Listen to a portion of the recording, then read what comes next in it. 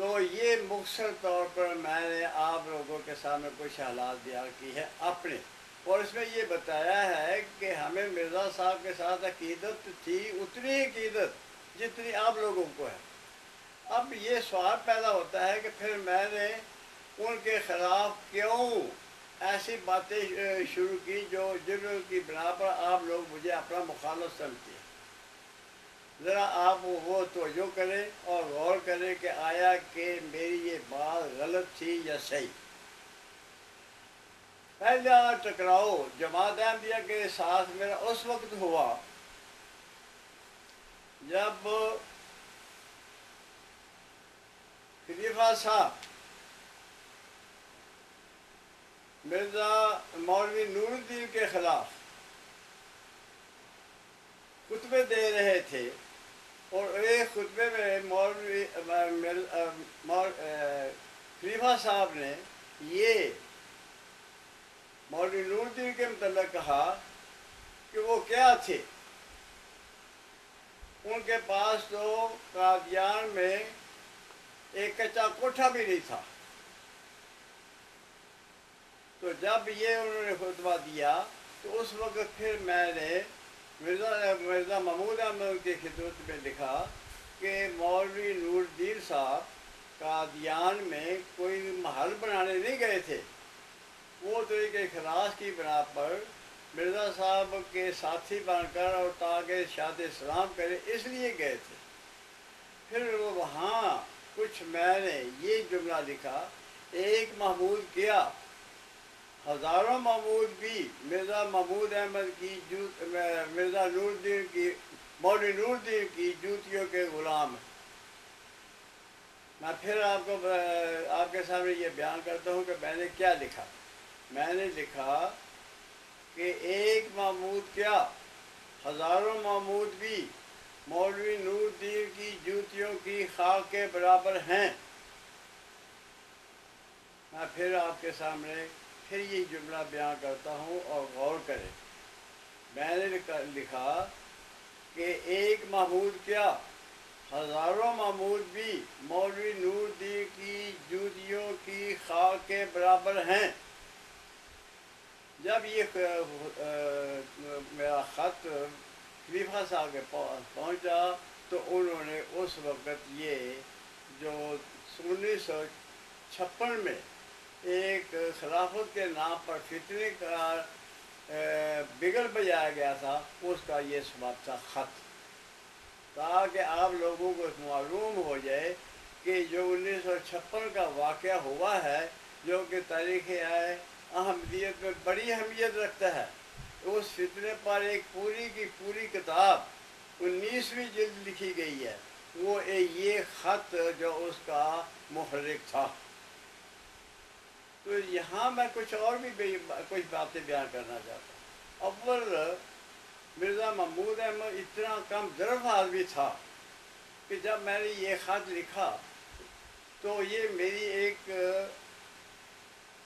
عام بات تھی، اس کو پھاڑ دیتے، اس پر کوئی بات نہ کرتے، اور جو 1956 میں اتنا فتنہ اٹھا اور اتنی مخالفت شروع ہو گئی تو وہ آج تک وہ مخالفت جاری ہے۔ اب جو میں بات کر رہا ہوں یہاں مطلب مشتاق احمد صاحب کے فورم پر، وہ دراصل سن 56 کا اجرا ہے، اس کا تسلسل ہے۔ کہاں سن 1956، کہاں اب 10 آ گیا ہے، لیکن اب تک وہ بات ختم نہیں ہوئی۔ اور یہ بھی میں آپ سے بات کر دوں کہ وہ جو سن 56 کا واقعہ ہے وہ تا قیامت آپ کے پیچھے رہے گا، وہ ختم نہیں ہوگا۔ تو اس طریقے سے وہ بات چلی تھی۔ تو اب میں نے آپ کے سامنے صرف اتنی بات بیان کی ہے کہ مجھے بھی خلیفہ صاحب سے عقیدت تھی، لیکن وہ عقیدت اس وقت ختم ہوئی جب کہ انہوں نے مولوی ابوالطاہر صاحب کے خلاف ایک لمبی چوڑی خطبہ میں تقریر کی اور اس کو تاؤں کا چوہا کہا۔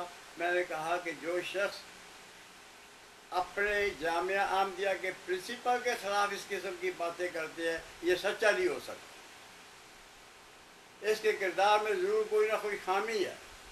اول تو بات یہ کی کہ اس کے بیٹے نے خود جو اپنی غلطی کی تھی اس کا اقرار کر کے مولوی عبدالطاہر صاحب کو دے دیا۔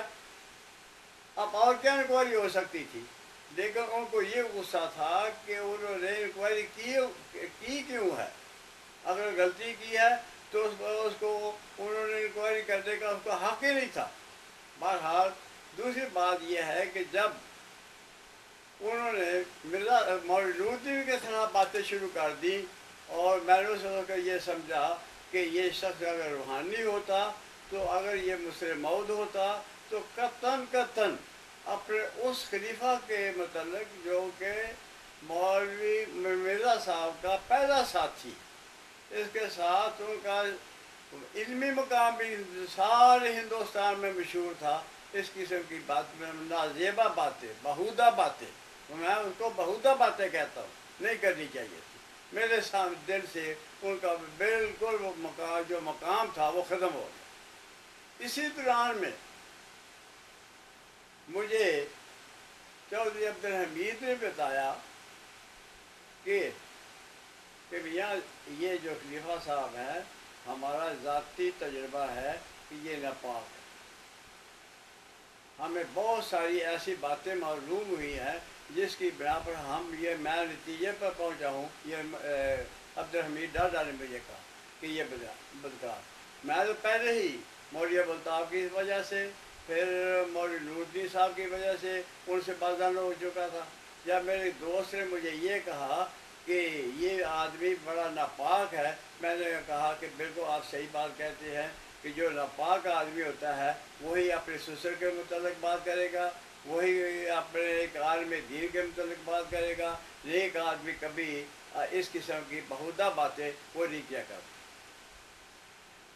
جب 1956 میں